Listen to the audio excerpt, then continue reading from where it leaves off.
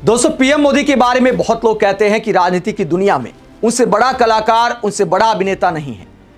राजनीति की दुनिया के महानायक है पीएम मोदी, अभिनय के मामले में, एक्टिंग के मामले में, डायलॉगबाजी के मामले में। लेकिन मेरा मानना है कि पीएम मोदी से भी बड़े कलाकार नितिन गडकरी हैं। पीएम मोदी की ओवर एक्टिंग तो पकड़ी जाती है, हिपोक्रेसी कई बार एक्सपोज हो जाती है कि कथनी और करनी में कितना अंतर है। यह बहुत साल पहले एक्सपोज हो चुका है।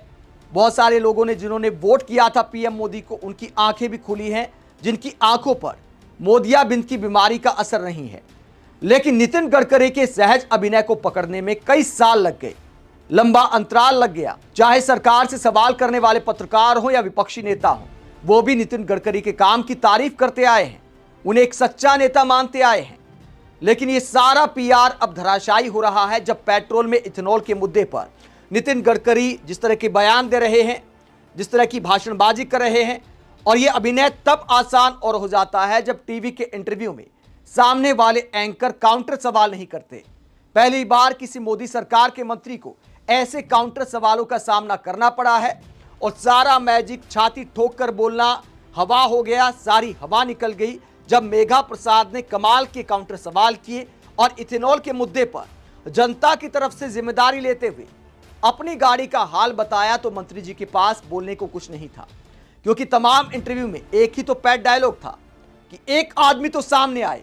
अब वो एक आदमी जब खुद एंकर बन गई तो एक आदमी वाला जो चैलेंज होता था वो नहीं दे पाए, क्योंकि मेघा प्रसाद ने बोल दिया कि मैं ही वो आदमी हूं, मेरी गाड़ी के साथ ऐसा हुआ है। मेघा प्रसाद की बात सुनकर नितिन गडकरी सकपका गए कि बोलूं तो बोलूं क्या। उसके बाद मुंह खोला और जो बोला उसका मजाक बन गया है कि लॉजिक करने गया ऐसी तैसी। क्या बयान दिया नितिन गडकरी ने, जिसके बाद कार कंपनियों पर भी क्या सवाल खड़े हो गए हैं। सवाल जवाब आपको दिखाएंगे। पहले तहसीन पूनावाला एक और बात को लेकर क्या कहते हैं। तहसीन पूनावाला ने इथेनॉल को लेकर एक आंदोलन सा छेड़ा हुआ है। रोजाना गडकरी जी पर एक आध वीडियो बना देते हैं। अब एक इंटरव्यू में गडकरी ने अपने बेटों के बिजनेस को लेकर जब यह सफाई दी कि बहुत बड़ा मामला नहीं है, तो तहसीन पूनावाला लॉजिक के साथ जवाब देते हैं और क्या कहते हैं जरा सुनिए। जय हिंद, जय भारत। मैं हूं तहसीन पूनावाला। माननीय केंद्रीय मंत्री श्री नितिन गडकरी जी ने अभी एक इंटरव्यू में कहा है कि जो आरोप मैं उन पे लगा रहा हूं, उनके परिवारवाद को लेकर, बेटा बढ़ाओ योजना को लेकर, जो भी आंकड़े मैं आपके सामने रख रहा हूं उनके बेटों को लेकर, वो गलत है, वो झूठ है। तो चलो एथेनॉल का एथेनॉल और पेट्रोल का पेट्रोल करते हैं। स्वयं माननीय मंत्री साहब ने एक इंटरव्यू में कहा था कि उनके परिवार का, उनके बेटों का जो योगदान है एथेनॉल के व्यवसाय में वो 0.07% है। अगर भारत का टोटल एथेनॉल बिजनेस देखा जाए तो ये करीबन होता है 50 से 100 करोड़ के बीच में। ये इसी आंकड़े पर मैं टिका हूं। अच्छा, नितिन जी एक ही बेटे की बात करते हैं इस इंटरव्यू में, निखिल गडकरी। लेकिन आप में से बहुत कम लोग जानते होंगे कि उनका दूसरा बेटा सारंग गडकरी, वो भी एथेनॉल के बिजनेस में। तो सच्चाई क्या है?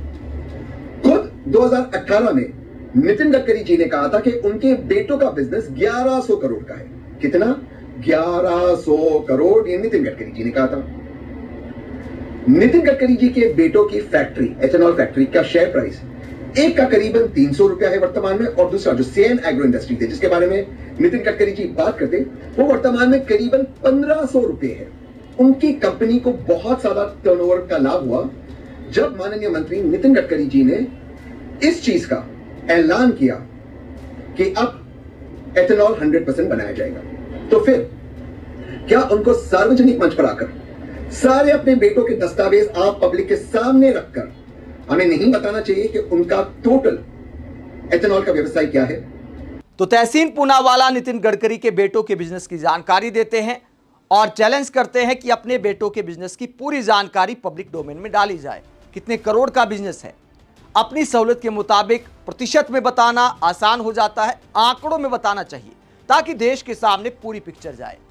वही माइलेज को लेकर जब सवाल किया मेघा प्रसाद ने, तो नितिन गडकरी ने क्या जवाब दिया है, जिसे लेकर आपका माथा घूम जाएगा कि मंत्री जी आखिरकार कहना क्या चाहते हैं। पहले मेघा प्रसाद अपनी गाड़ी की एवरेज बताते हुए क्या सवाल करती हैं। एबीपी न्यूज के साथ इंटरव्यू में मेघा प्रसाद ने सवाल किया। अपनी गाड़ी की माइलेज को लेकर मेघा प्रसाद हैरान होती हैं और सवाल करती हैं, मेरी एक गाड़ी जो मैं इस्तेमाल करती हूं जो पेट्रोल की है, और मैं आपको बताना चाहती हूं कि 2023 के बाद खरीदी हुई गाड़ी है, तो मैं अज्यूम कर रही हूं कि E20 कंप्लायंट होगी। मेरी गाड़ी पहले मुझे एवरेज लगभग 10 से 11 दे रही थी सिटी के अंदर 10 से 11 का एवरेज दे रही थी। आज वो गाड़ी मुझे 7 की एवरेज दे रही है और मुझे समझ में नहीं आ रहा कि गलती कहां करी है हमने। वही ट्रैफिक है, वही रोड है।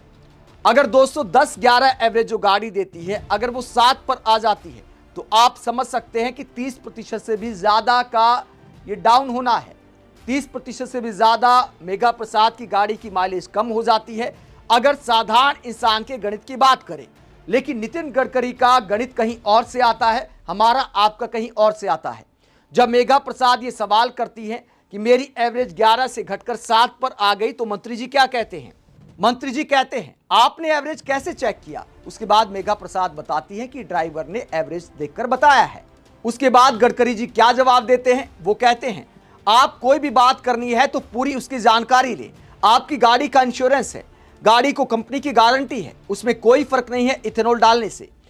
आपकी गाड़ी आप सर्विस स्टेशन में ऑथराइज कंपनी के डीलर के पास भेजें और वहां मशीन होती है, ठीक है। एवरेज अपने आप और मैं अपनी गाड़ी में नहीं चेक करते, उसके लिए एक मशीन होती है। वो मशीन किसी के घर में नहीं होती, ठीक है, तो वहां होती है, वो चेक करिए। तो वैसे भी माइलेज जो चेक की जाती है तो घर में तो कोई मशीन किसी के नहीं होती, गाड़ी में ही एक मीटर होता है। या तो कंपनियां कह दे कि मीटर गलत है या फिर नितिन गडकरी का लॉजिक गलत है। कहते हैं कि माइलेज सिर्फ आप डीलर के पास सर्विस सेंटर पर जाकर ही चेक कर सकते हैं, सिर्फ वहीं पर मशीन होती है। जब यह लॉजिक दिया नितिन गडकरी ने तो सबने अपना माथा पकड़ लिया कि मंत्री जी आखिरकार कहना क्या चाहते हैं। उसके बाद मेघा प्रसाद ये भी सवाल करती हैं, पूछती हैं नितिन गडकरी से कि आखिरकार आप जो चैलेंज देते हैं, हर रोज चैलेंज देते हैं कि एक आदमी तो सामने आए, मुझे शिकायत भेजे, मैं कार्रवाई करूंगा, तो आपको आखिरकार शिकायत आम आदमी कैसे भेज सकता है? तो नितिन गडकरी कहते पहले डीलर के पास जाएं, उसके बाद वहां गाड़ी चेक कराएं, उसके बाद पुख्ता सबूत वेबसाइट पर अपलोड करें जो मेरे मंत्रालय की वेबसाइट है, उसके बाद मैं एक्शन लूंगा। आगे वो कहते कि अब तक वेबसाइट पर एक भी शिकायत नहीं आई है। पहली बात तो यह कि नितिन गडकरी ने यह वाला प्रोसेस कितना बताया था जनता को। अब तक तो हवा में ही बोल जाते थे कि मुझे शिकायत भेजो, कहां भेजें, कैसे भेजें, यह फॉर्मूला जनता की नजर में क्लियर नहीं था। अब अगर बताया है तो यह भी झंझट वाला काम है। जनता डायरेक्ट जवाब चाहती है। नितिन गडकरी के पास ऐसा कोई इकोसिस्टम होना चाहिए कि सवाल किया जाए और एक समय अंतराल के अंदर बहुत कम समय में जवाब मिल जाए, वरना कोई शिकायत नहीं भेजता है। ऐसे मामले पेंडिंग पड़े रहेंगे वेबसाइट पर। मान लीजिए मैंने अपलोड कर दी अपनी शिकायत, कितने समय में उसका जवाब मिलेगा, तो पूरे पिक्चर साफ नहीं है, तो जनता इन सब झंझट से बचती है।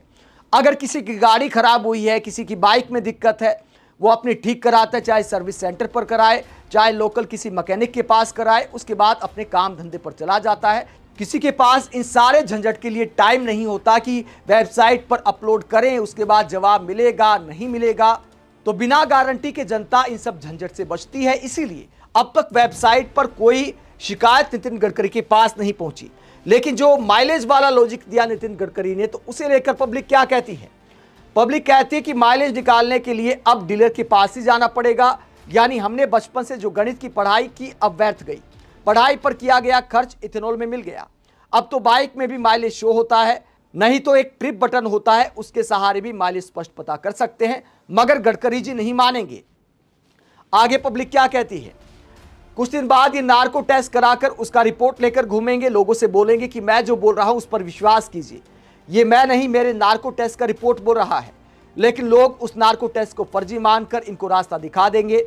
ये इसी लायक हैं, पहले पूरे देश के रोड को गड्ढे में बदलकर उसको टोल टैक्स का अड्डा बना दिए, अब पेट्रोल को बर्बाद कर रहे हैं। पता नहीं इनकी नजर आगे किस चीज पर पड़ेगी। वरिष्ठ पत्रकार सिद्धांत मोहन कहते हैं सारी बहस खत्म दोस्तों, गडकरी जी गाड़ी का एवरेज चेक करने का नया फॉर्मूला लाए हैं। गाड़ी 1 लीटर पेट्रोल में कितना किलोमीटर चल रही है, अब इस गणित से माइलेज नहीं चेक होगा। अब गाड़ी के इंजन में एक मशीन लगेगी, वो मशीन सिर्फ सर्विस सेंटर पर होती है और वो मशीन ही बताएगी कि माइलेज कितना मिल रहा है। अब गणित और बेसिक कॉन्सेप्ट की किताबों को भी जलाकर उनसे एथेनॉल निकालना चाहिए। तो सिद्धांत मोहन कटाक्ष करते हैं कि अब माइलेज जो है गडकरी जी के फॉर्मूले से ही तय होगी। वरिष्ठ पत्रकार उमाशंकर सिंह कटाक्ष करते हुए कहते हैं हवा में उड़ते हुए सड़क परिवहन मंत्री का इंटरव्यू, सवाल आपने जो आम दिए हैं वो खट्टा है, जवाब मिलता है, आप इमली की बात मत कीजिए। इथेनॉल के मुद्दे पर नितिन गडकरी के इस इंटरव्यू का एक पंक्ति में सार यही है। पूरा इंटरव्यू सुन लीजिए, अगर आप अपना माथा नहीं पकड़ लेंगे तो फिर कहिएगा। मेघा ने माइलेज के मुद्दे पर पहले सवाल से ही घेरा, अपनी गाड़ी की माइलेज का भी उदाहरण दिया, पर गडकरी ने कहा कि माइलेज मापने की मशीन घर में नहीं होती, डीलर से जांच कराइए, दिक्कत हो तो कंज्यूमर कोर्ट चाहिए। मतलब कुछ भी, माइलेज बताने का मीटर घर में नहीं होता है, पर हर गाड़ी में तो होता है। इसको नकार दिया गडकरी ने। कार कंपनियों के लिए बहुत ही आपत्तिजनक बात है कि दशकों से हर कार के साथ बनाए गए उनके माइल मीटर पर गडकरी ने सवाल उठा दिया है, पर शायद कार कंपनियां गडकरी की इस बात के खिलाफ फिर भी ना बोले। संभवतः कोई डर या दबाव होगा, नहीं तो कार कंपनियों को सामने आकर स्वीकारना चाहिए कि कार में फिट माइल मीटर धोखा है। बात इतनी भर नहीं है। करीब आधे घंटे के इस इंटरव्यू में गडकरी ने किसी सवाल का सीधा जवाब नहीं दिया है, गोल गोल घुमाया है। ज्यादा कुरेदने पर अपरोक्ष रूप से एफआईआर और परोक्ष रूप से डिफेमेशन केस तक की धमकी दी है। सवाल पूछा जा रहा है कि E10 वाली गाड़ियों में E20 डाले जाने की, और जवाब दे रहे हैं 100% इथेनॉल या पेट्रोल से चलने वाले फ्लेक्सी फ्यूल इंजन की।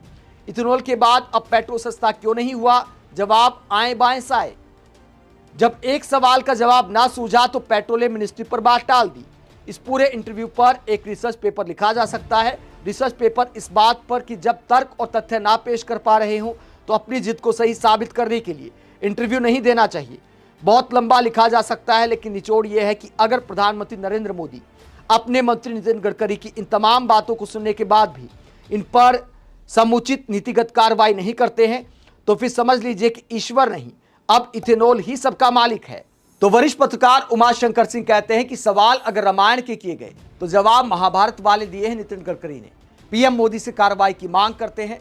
लेकिन दोस्तों, क्या अकेले नितिन गडकरी का यह विजन है? जहां तक इथेनॉल की बात है, पीएम मोदी भी इसे सरकार की उपलब्धि बताते आए हैं कि हमने इतना इंपोर्ट कम कर दिया कच्चे तेल का, देश को फायदा है, देश आत्मनिर्भर बन रहा है। ये सारे डायलॉग पीएम मोदी ने भी इस्तेमाल किए हैं। तो जो आजकल हरदीप पुरी बयान दे रहे हैं या नितिन गडकरी जो बयान दे रहे हैं, वो ज्ञान की गंगा पीएम मोदी से ही निकलती है। आप इस पूरे मसले को लेकर क्या सोचते हैं? कमेंट बॉक्स में अपनी राय जरूर दें। साथ ही चैनल को सब्सक्राइब भी करें। नमस्कार।